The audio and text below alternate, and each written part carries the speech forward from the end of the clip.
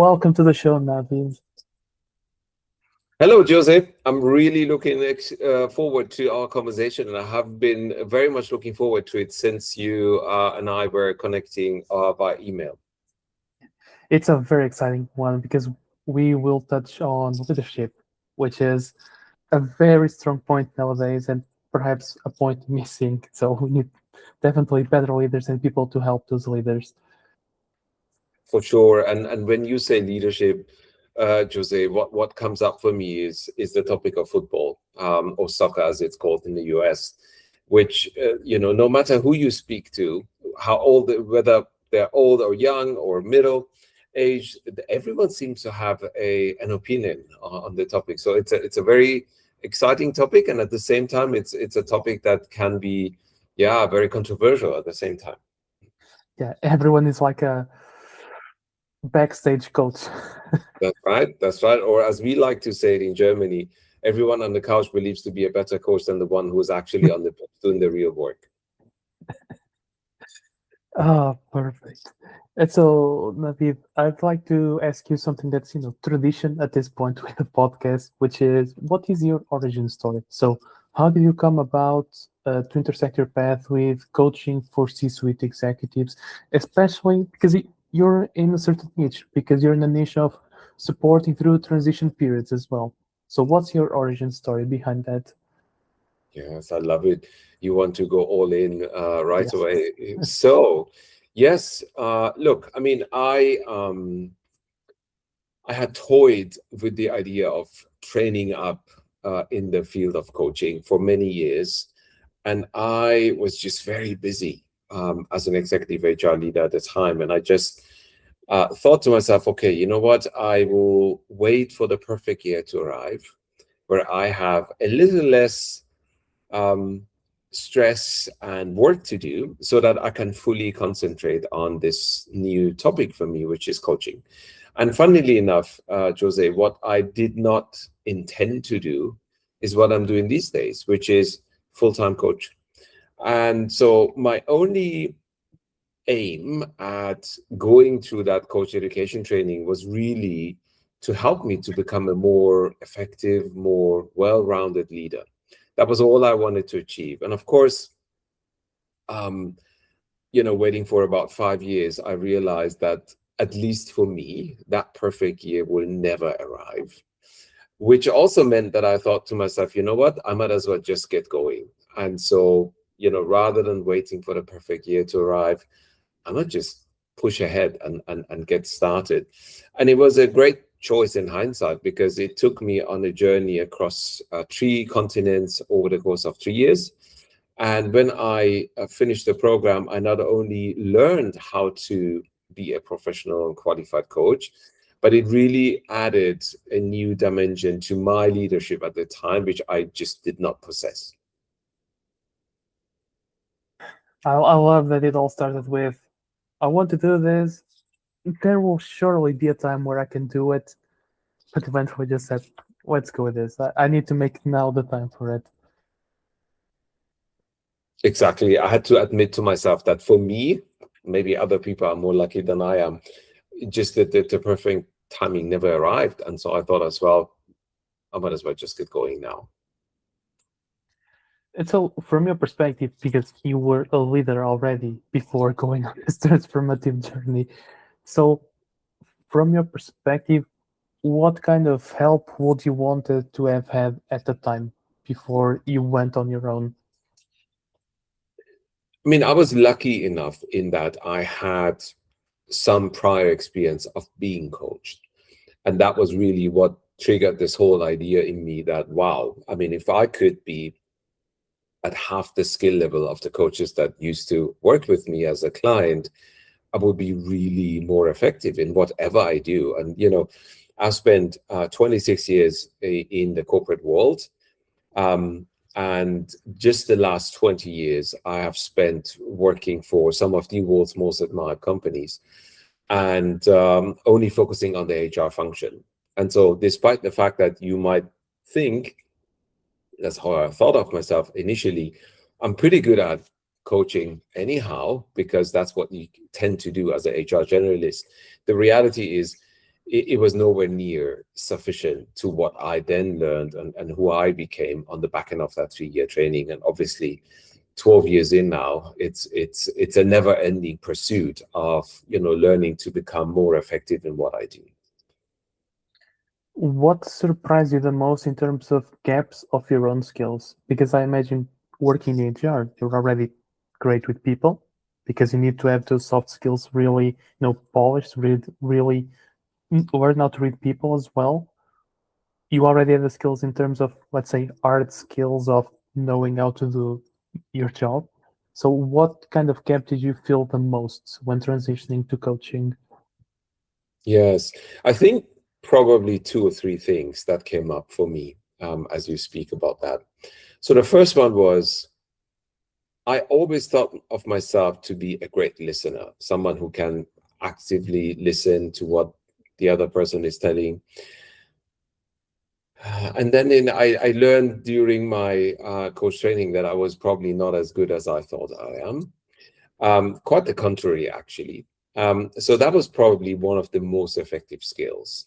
And, I have been fortunate that I have interacted with incredible thought leaders at an early age. So I was a student when I met Jack Welch. I met Stephen Covey, the world-renowned author of The 7 Habits and The 8 Habits and several other books. And I really felt that, when I interacted with those individuals, I was obviously not the only one in the room. There were plenty of other people, but I really felt as if I'm the only person in the room with them, which I guess in a way comes back to their quality of listening and the quality of the presence that they brought to those, conversations. So I think that's the first thing I really learned about. And the pinnacle of that was I'd conducted my 3-year journey and I've become a professional coach, and I was coaching on the side next to my full-time HR role. And then I saw my coach training institute, which is called New Ventures West. They're based in San Francisco. They're offering a 3-day workshop for coaches on listening. And I thought to myself, you know what, I have to go. And I actually went on that training, and it really, again, lifted my listening skills from where it was to really a much better state. So that's the first thing. The second thing is, and I guess that's a skill you learn very quickly working in the HR domain, which is people come to you with all sorts of different challenges and issues, right? From my employees not performing, I need to manage them out, to, I want to do a big scale transformation program, I need HR support. And what I have to say is that, one key skill that makes you quite successful as an HR leader, and it really helped me to grow through the career ladder pretty quickly, is the fact that you are asked for advice and you happily share your advice, all the wisdom, all the good things, and coaching is quite different, when you work with a coaching client, if all you were to do is just offer advice, well, then you become an advisor. You're not really a coach. And so I really had to shift this modality of wanting to jump in and provide a solution to an issue that I can solve and I have solved in the past. And I could help my client right now to solve the issue the exact same way I solved it in the past, to really take a step back and really hold that all in, and then working with the client to help them to bring about that insight in themselves. And if for whatever reason they're unable to do that, ask for the permission, if they would be, willing to listen to how I have solved this issue in the past and see if that is something that resonates with them.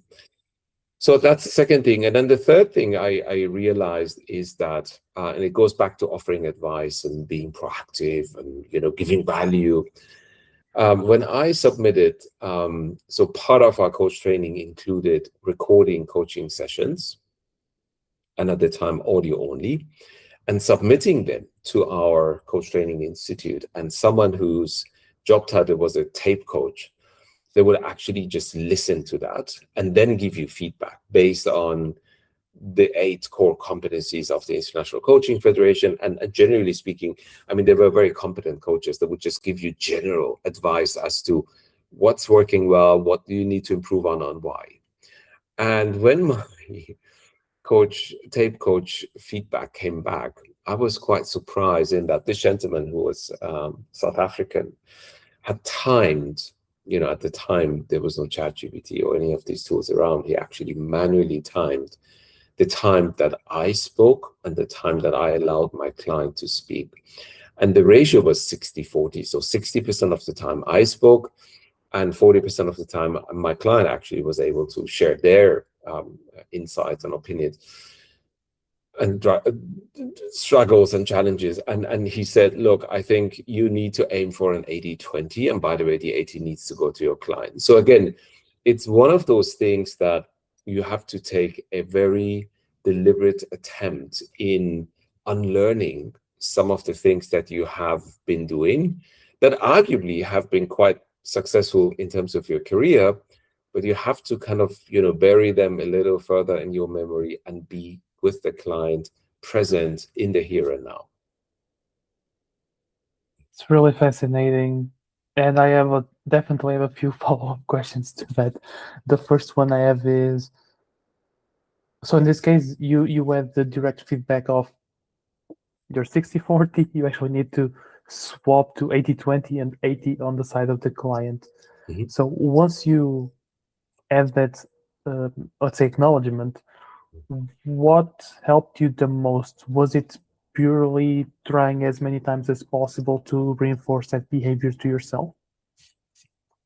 Sure. I mean, what we did at the time, and we were quite transparent with our coachees at the time to say, look, imagine, I mean, Jose, if you were one of my clients, I would say, I am a coach in training. I'm not a qualified coach yet. And as part of my ongoing training and education, I would love to work with coachees. And obviously, I'm not charging for that service because I'm not quite competent yet. But, there's chances are that you will benefit from this in some form or shape. But most importantly, I will definitely benefit from it because I will probably make all the rookie mistakes you would expect a beginner coach to do. And so that's the first thing. And so I would really be open about that. And we had 3 coaches at the time. And of course, once you've had that very direct feedback, you are almost like, going extremely the other way. So instead of doing it the 80-20, you're doing like 95-05 or 90-10. But the reality is, it's not really just about the time allocation. What I realized at the time is that I paraphrase a lot, and that's probably not required.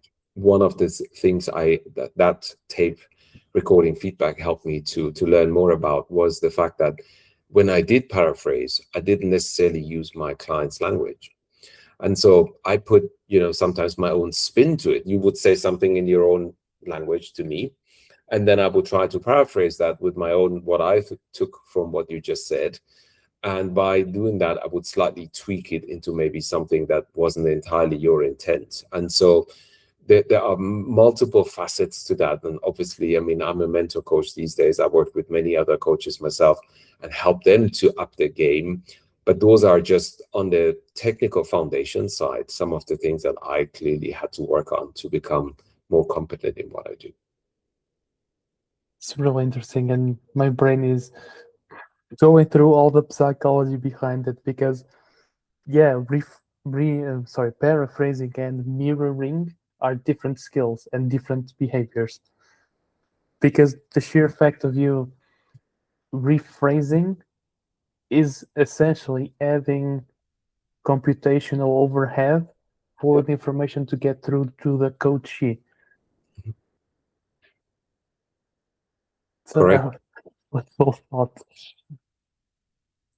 And another thing I'd like to understand, and I think you've already partially touched base on, is we hear quite a lot about coaches nowadays and coaching as a profession. But on the other hand, we also hear about internal programs within companies about mentorship, for example. So let's say a senior professional in the company gets paired up with a junior colleague because they can show them the ropes, quote unquote, can maybe help progress a career in those early years, etc. But I'd like to hear your thoughts on the difference between being a mentor and being a coach to someone else. Mm. Yes, I mean, there are very different modalities. And if I wanted to kind of complement that, I would also bring in the advisory piece, right? Which is you just share advice. You're like a consultant to your client and just give them ideas as to how they can solve their toughest challenges. So if I wanted to take a step back, and by the way, I believe, and this is part of my coach education training program, one of the very first slides I put up when I am training qualified coaches on my methodology to become certified transition coaches is a Venn diagram with those three modalities: coaching, mentoring, and advisory. And in the middle, the intersection of those three is what we call um, transition coaching or certified transition coaching. So we really leverage all the three modalities. It's not just the pure coaching or just the mentorship or just the advisory. At every point in time, we may be leveraging any one or all of these three modalities. So if I wanted to take a step back and think of the more puristic form of coaching, is to work with a client in a coaching capacity, meaning being present with them and asking them insightful questions so that they can figure out their own solutions. So that's what typically a coach does.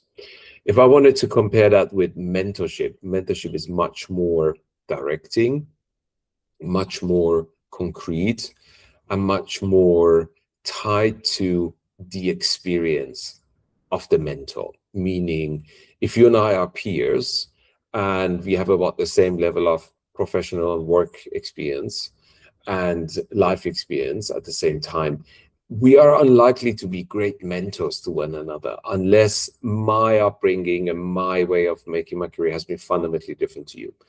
And so, as you just said, someone, more experienced being paired up with someone who is more early in their career maturity.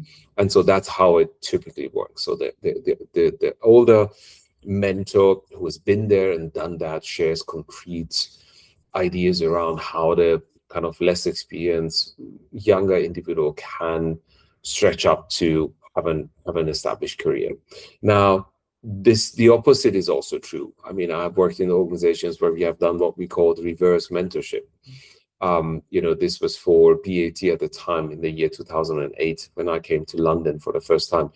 We set this program up and we had very young individuals paired up with our board members and exco members to teach them all about social media and how it actually works and what's the value of being present on social media and how that is different from traditional ways of marketing and all that.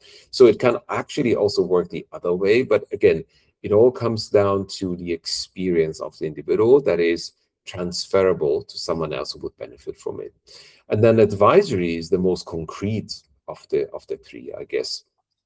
Advisory is, if you think of McKinsey or Boston Consulting and all these other names that are floating out there, that is something very concrete. So let's say if you and your organization wanted to establish an internal coach faculty, right? And if you were to hire someone like myself, I would come in and advise you on what are the do's and don'ts of setting up a successful internal coaching faculty in an organization.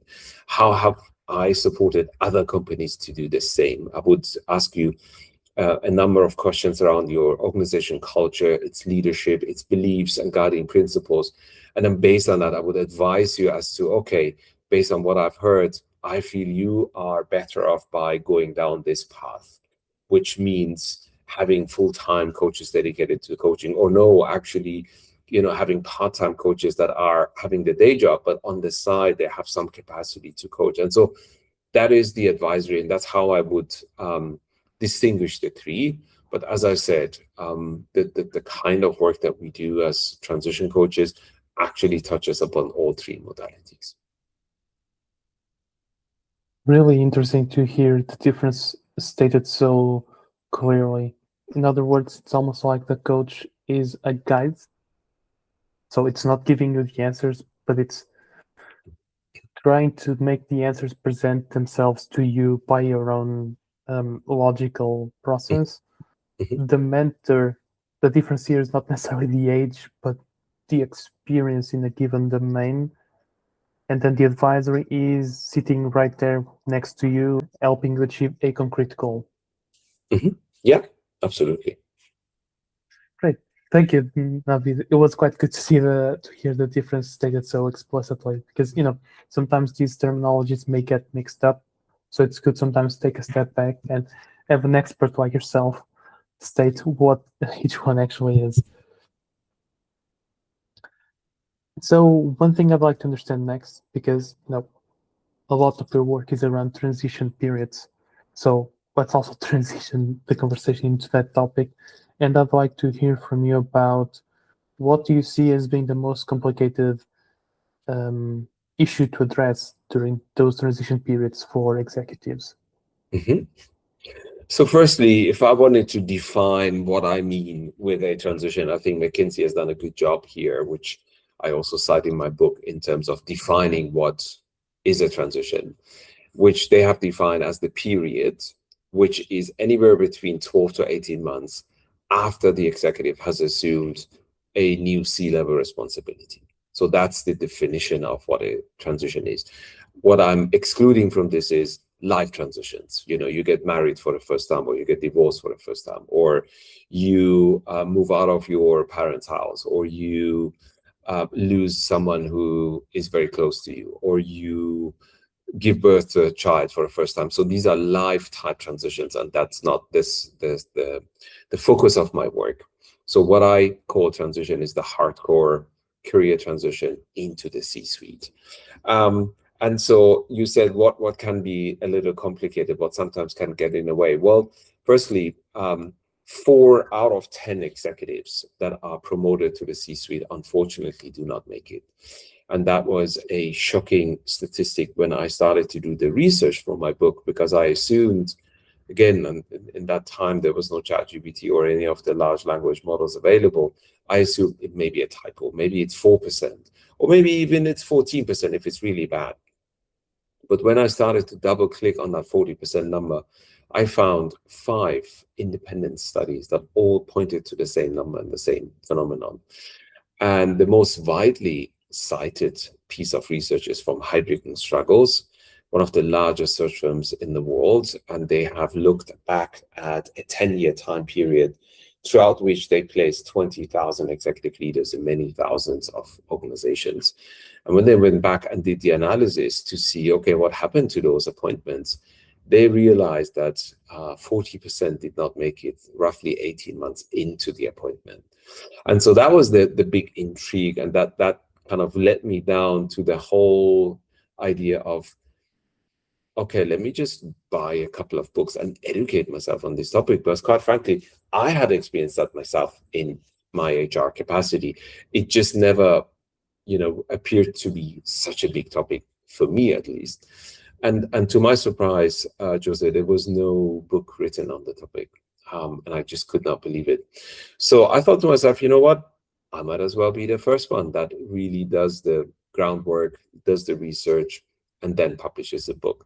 And so I'm delighted today that, 4.5 years after publishing my book, there are 3 other books who have been published in the same field, although they all take just the lens of the CEO to transition successfully. So my book is titled Mastering Executive Transitions, the Definitive Guide.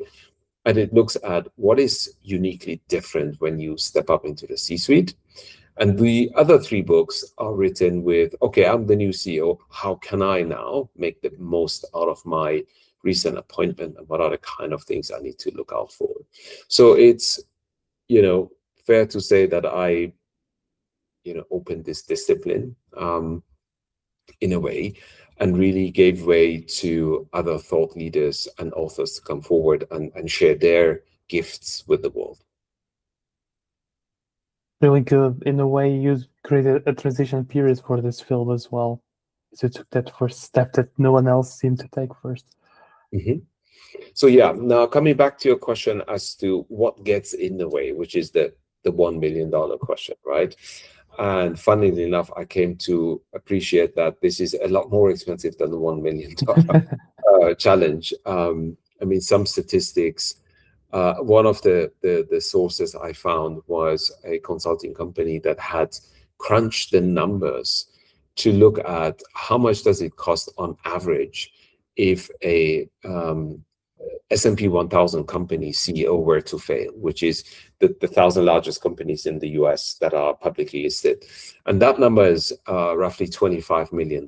So if a CEO of, I don't know, Apple, who's, by the way, just transitioned or is about to transition as we speak, as we are recording this podcast, and it's a planned succession, there's no drama, not yet, getting in a way, where to fail. So let's say whoever, the name of the gentleman who succeeds Tim Cook, if he were to fail, that is going to cost Apple an average amount of $25 million. And I'm entirely sure, actually, for Apple, it will be a lot more expensive than that. But that's the kind of number you're looking at. And that gets us into the question of, okay, what are some of the reasons why that seems to be the case? I mean, I don't know about you, Jose, but what I can say is, as someone who's been involved in those appointments, working for those large organizations, there is a lot of energy, dedication, and attention that goes into those executive appointments. I mean, it's not like, oh, I'm the HR director of this division. I've just interviewed someone. I really like them. Okay, I'm going to make them CEO. No, there's multiple interviews involved, not just with myself, but with many other people. If it's a CEO appointment, typically the board of directors wants to get involved. If there is a process of some sort, it would really be a robust one, meaning there's background checking taking place, there is reference checking taking place, there's screening taking place, sometimes by a search firm.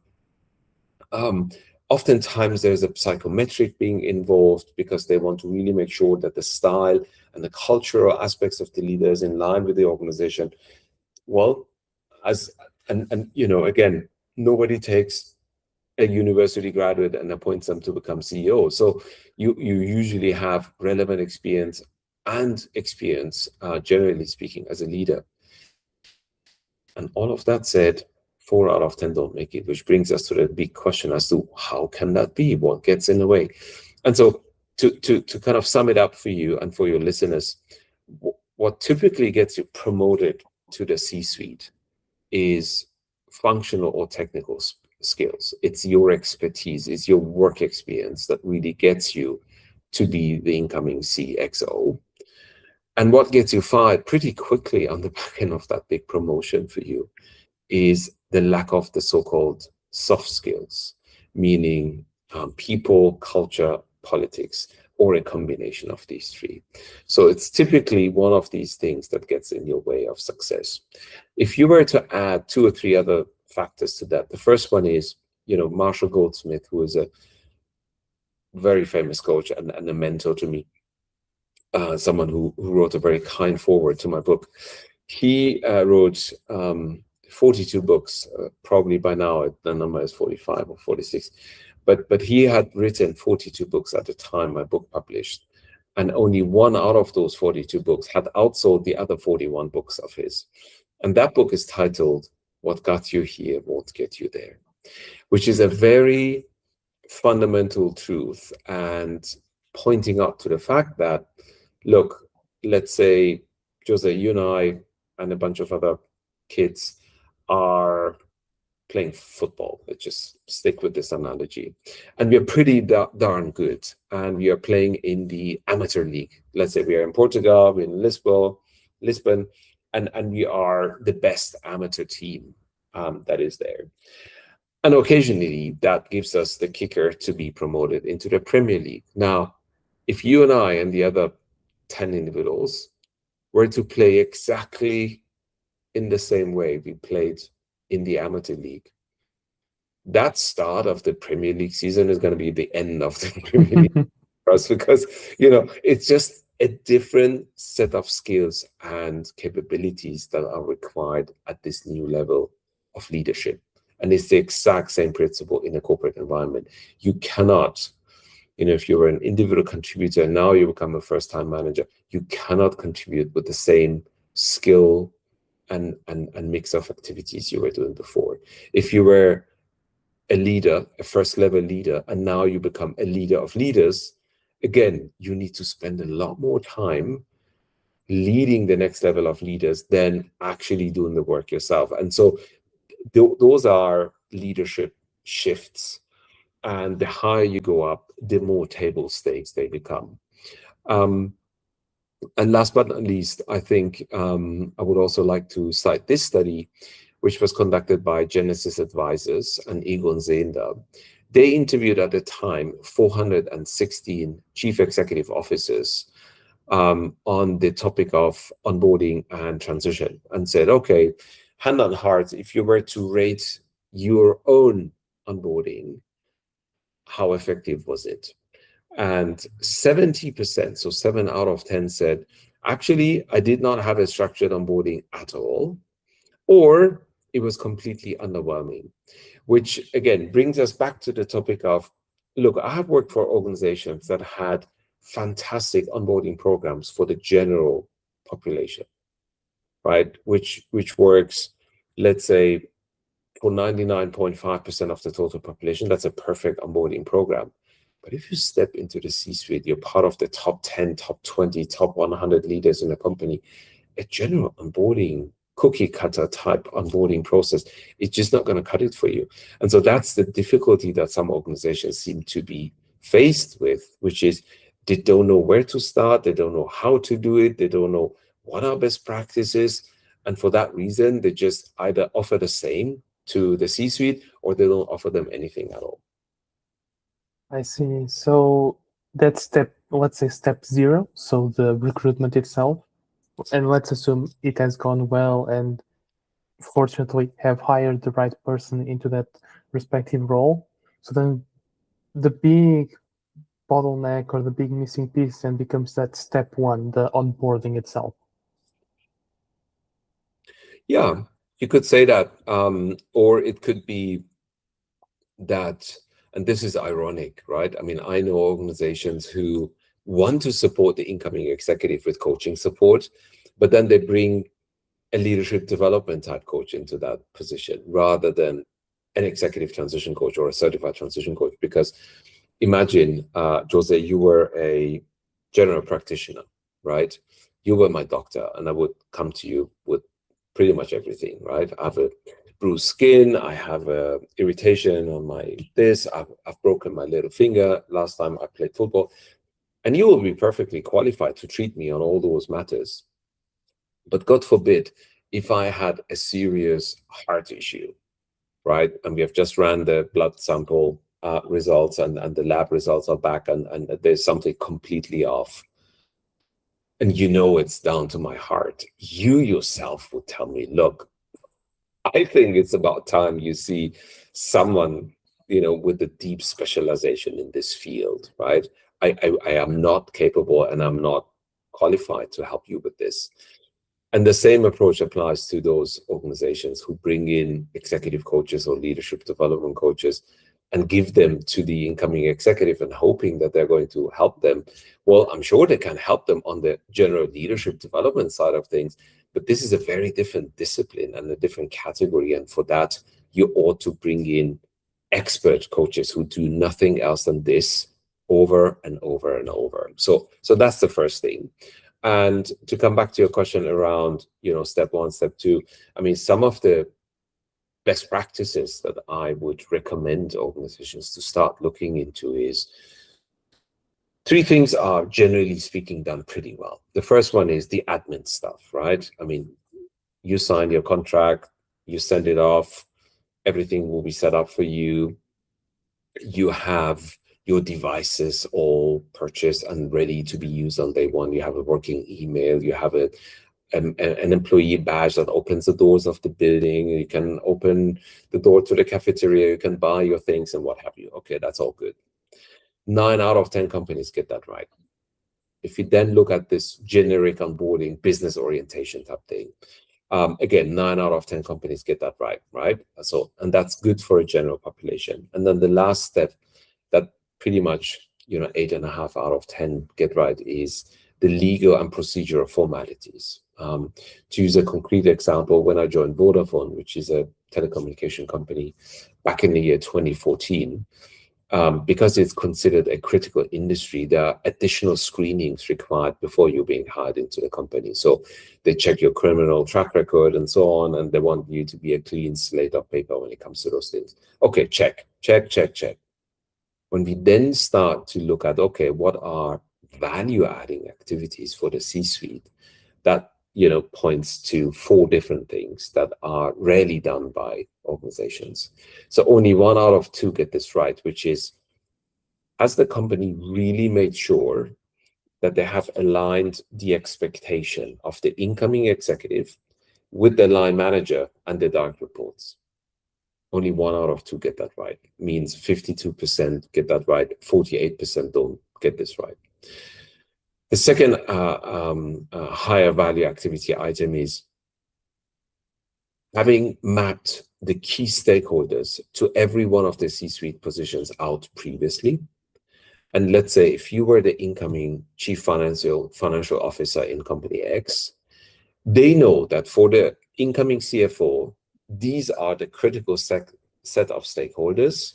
And so you don't have to sit down on day one and break your head around who do I need to meet and what are critical stakeholders to my position and so on. Someone else has done the job for you. All you need to do now is to obviously show up, be curious, build your brand, and get the insights you want for the success of your mission.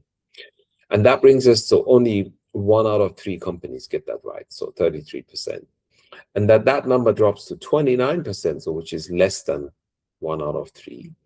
When you look at facilitating cultural familiarization, meaning, especially at the CEO level, a lot of chief executives fail because when they come to a new organization, oftentimes hired from the outside, they assume certain things. They make big, bold statements in the first week or first month in the role, only to realize 3 or 4 months in that that was probably not a good statement to have made, or that direction of travel is actually not a good one to pursue. But now they're stuck because their word is on the line and have made those big, bold, ambitious statements. And now how are they going to backtrack out of those without reputational damage and issues down the line? So facilitating cultural familiarization means that someone in HR or someone in the business really takes time to sit them down and help them think about, how's leadership defined in our organization here? What are our cultural beliefs? What are our guiding principles? And which ones are the ones that we all agree with, but aren't even articulated yet? And so how can the leader then use this insight and knowledge to their advantage and not walk on all the landmines that are laid out for them as and when they join the new company, even at the top level? And then the fourth and last intervention, when I speak about higher value activities that is only conducted by 1 out of 4 organizations, is to equip the executive with a specialized coach. And so that, again, those are just 4 ideas how any organization that is currently listening to this podcast episode of yours can start to move in the right direction and bring me or any one of the other 72 CTCs that I have trained up by now to help them, figure this out and think through a process that really gets them from A to B pretty quickly. This is really, really interesting. And as you were enumerating each of those steps and let's say types of onboarding activities, one thing that was going through my mind is that fundamentally, those activities look, their identity is similar to other roles in the company. So managers, junior colleagues, senior colleagues, fundamentally the identity of those onboarding activities are the same. The key changes there are twofold: the scale, because if it goes wrong for me, it's bad. But if it goes wrong for an incoming CEO, it's disastrous, to say the least. Mm-hmm. So that's first the scale, and then the quality as well. Because I can get an onboarding that's decent and have the colleagues that sit side by side with me day in day out, help me, guide me. But for the CEO and other C-suite executives, I imagine it's much more difficult to if they don't get that high quality onboarding up front, to then figure things out as they go along. Mhm. Do you feel like there's a way to actually reverse that? Like you're very high energy, very willing, very proactive. Do you feel like there's a way to correct those onboarding issues as the incoming executive? Yes. And before I answer that question, I would like to come back to what you said initially, which is very important. You refer to it as scale, and I speak about the cost of derailment, right? Which is the same thing. So generally speaking, and I actually ran a project when I was working for Adidas early in my career, which was a great company to work for, really. I enjoyed working for them. Is, it's generally accepted that a regular employee turnover, if it's an involuntary turnover, meaning you've just been hired or promoted internally, it doesn't matter, and you are not really performing for whatever reason. And let's say 6 months after that promotion of yours, you are resigning or you're fired and leave the position and the company.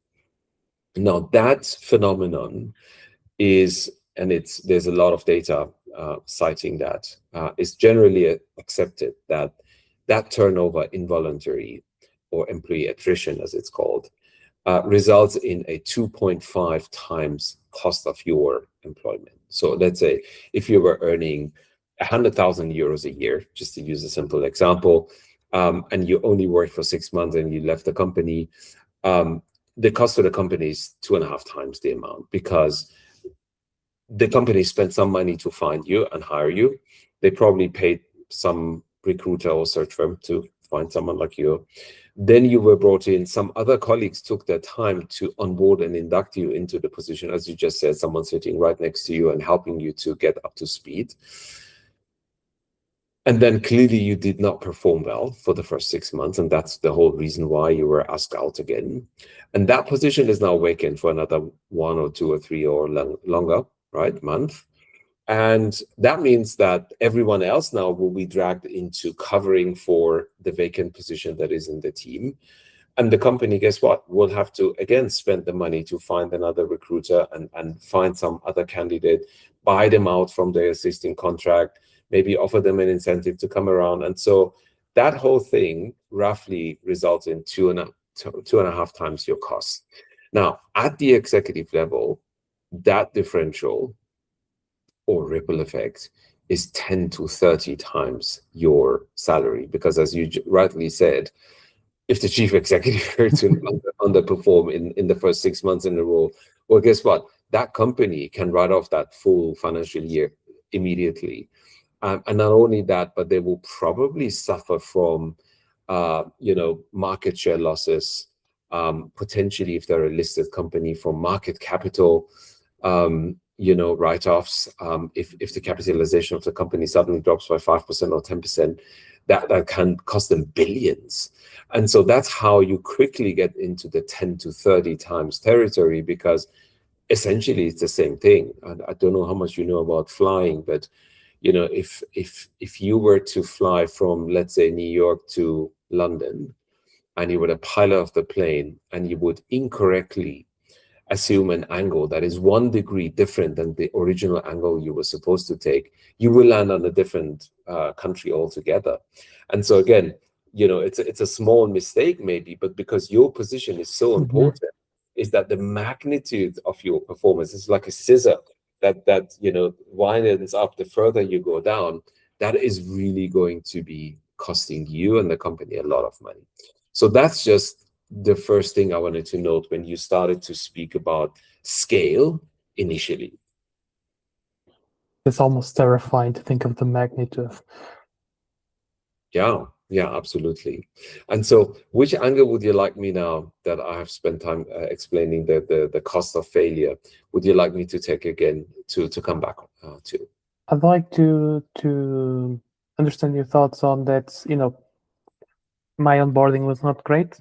I am suffering from lack of knowledge, lack of understanding of the culture. Yeah. Some pieces went wrong. I'd like to hear your thoughts on. Okay, despite all that, I am very willing. I want to succeed in this position. I am proactive. What actions can I take to, course correct? Sure, sure. We are now in the damage control territory. Yes. So, firstly, I gave to the world in the year 2021, when my book launched, a framework that is titled The Double Diamond Framework of Executive Transitions. It's a 7-phase framework with overlapping phases that really helps anyone to try to be more structured and more intentful, and as a result of those, reduce the risk of derailment and shorten the time to productivity by 50% or more. And what you refer to is typically referred to as the first 90 days, which is another very popular book called First 90 Days, written by Michael Watkins, and it's very outdated by now. It was written in the year 2003. And it's written for first-time managers or individual contributors, how they can really be owning their onboarding and be effective in the first 90 days. As we know by now, McKinsey, Harvard Business Review, DDI, they refer to this transition period as the first 12 to 18 months. So just focusing on the first 90 days is not only a mistake, but it's going to be nowhere near sufficient. If you think of my framework, the 7 phases, out of which only one looks at the first 90 days. So it's only 1/7 of the solution. And what happens quite often is that a lot of executives hit me up when they are in that exact same territory you mentioned. So they have maybe joined a month or two ago, it's not all going so well. The company is a bit hapless as to how they can support them. And somehow they start to Google or use the chatbot, and somehow they find me in my work. And so, of course, there are many concrete things that can be done, but what I wanted to bring to your attention and to anyone else's attention is that the very first phase of my double diamond framework with the 7 phases is the discover phase. And that phase is your day minus 90 to day 0, which again, it's beyond me, Jose, why any executive, if they were to follow the first 90 days methodology, must be sitting on their hands, looking out of the window, waiting patiently, then start to run like crazy on day 1, and then stop running after 90 days, which is the whole premise of this other framework. Now, the first phase of my framework is called Discover. And as I said, it's up to 3 months before you are starting. And the reason that is so important, by the way, that's another great book that I would recommend. It's called Before Onboarding. And the author of that book is Michael Burrows. And what I really liked about his suggestion and his idea is that there are many things that an incoming executive can start to do and demonstrate before they are appointed. Meaning, let's say you are the incoming CEO of the company called X, and you have just been announced that you're the incoming chief exec on the 1st of July. Today is the 25th of May. That gives us a 5-week time window to play with. You have been formally announced, meaning the existing CEO knows that you're the incoming, new chief executive. It's a planned succession, so there's no drama involved. And so he is really looking forward to pass on the baton to you, and actually has an inherent interest to make your onboarding a success, because all his legacy, he's been in the role for 10 years, is built on the company performance, and he really doesn't want to see that going down the drain in the same year that he's passing the baton on to you. And so now that you have been announced, you can do many things, such as you can reach out to your predecessor, who's the sitting CEO, and suggest that you want to have some virtual catch-up conversations with him to learn more about the position, learn more about the culture, learn more about the company, and from someone who's been in the role for long enough, get an idea or two around what are some of the key priorities, and maybe also get some ideas about the team that you will be inheriting. If it's deemed appropriate, and I'm entirely sure that the sitting CEO will say, sure, Jose, go ahead and do that, you may be getting permission to start to reach out to your leadership team members. Guess what? You'll be inheriting them in 5 weeks from now. They will be yours. And so it would be foolish not to do anything and wait for then what they want to walk into their office and say, hey, I'm the new boss. How are you doing? But really, by now, they have started to Google your name. They have checked you out on LinkedIn. They have used all the chatbots to learn all about you. But let's face it, it's very limited information they can find about someone. And so now it's your opportunity to not only start to introduce yourself to your individual leadership team members on a one-on-one basis, let's say virtual calls, or if you live in the same city, you can actually walk in and do that in person. But also, you can learn more about them, which is a great thing to know, because you don't have to wait until the first week or two to do that. Then what is also important is, look, every company I have worked for has at least one leadership team offsite, oftentimes externally supported by a coach or a trainer or facilitator, meaning the entire top team and the board of directors take 2 or 3 days out and they go to a different location. And the idea is that they work together in a workshop type way to think, let's say, 3 years out and start to translate it back into the annual plan for next year, year 2 and year 3.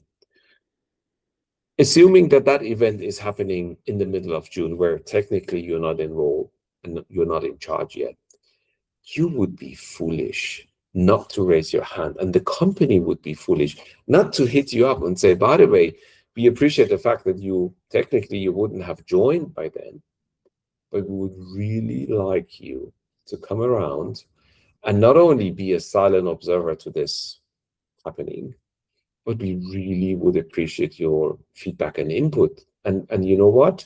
Because you will be the individual that will need to deliver the plan in year 1, 2, and year 3.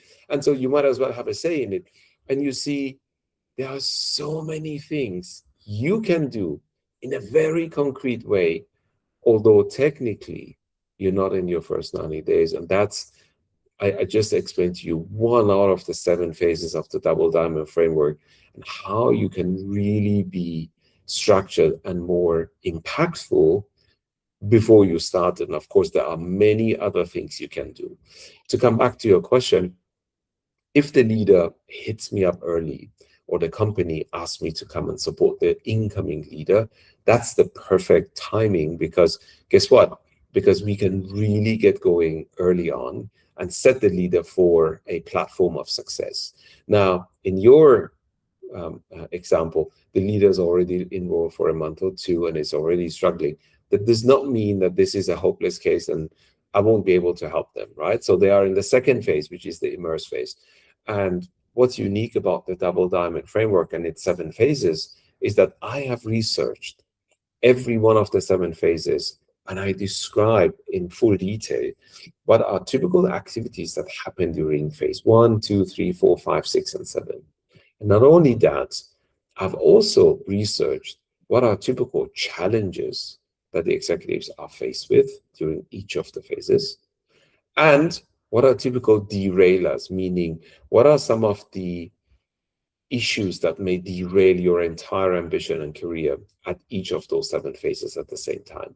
And then what I would do with the coachee, with a client, is I would use those as input and then work with them so that they can come up with, what challenges do I expect to come across in my position based on everything I know? What derailers do I expect to face as a result of what I know about the company and the stakeholders and so on so far? And more importantly, what are some of my mitigation strategies on the challenges and derailers that I want to put into practice to make sure that I don't fail and I don't become part of the 40% statistic?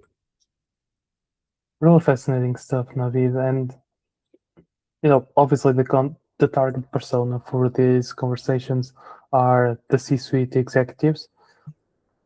But again, this feels very reassuring across any professionals that want to make a difference and want to succeed.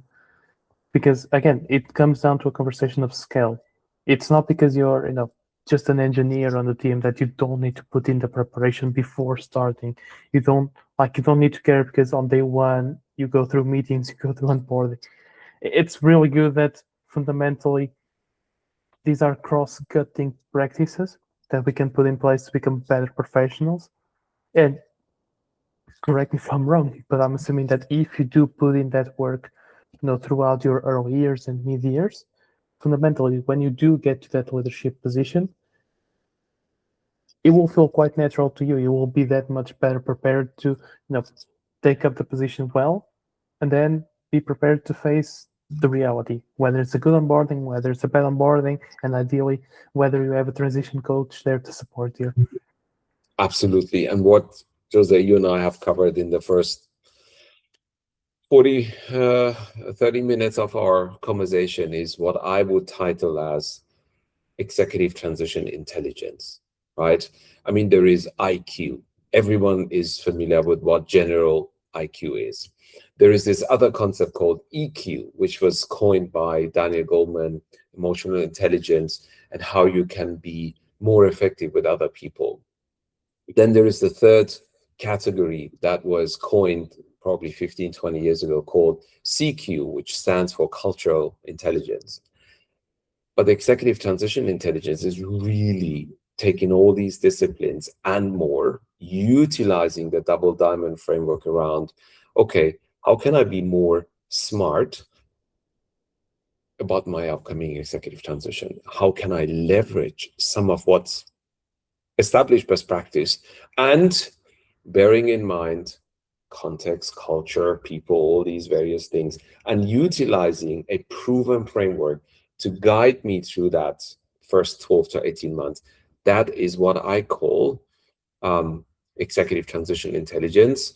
And you are the very first podcast host. I've done 110 podcast recordings by now. You're the very first one to learn about this terminology.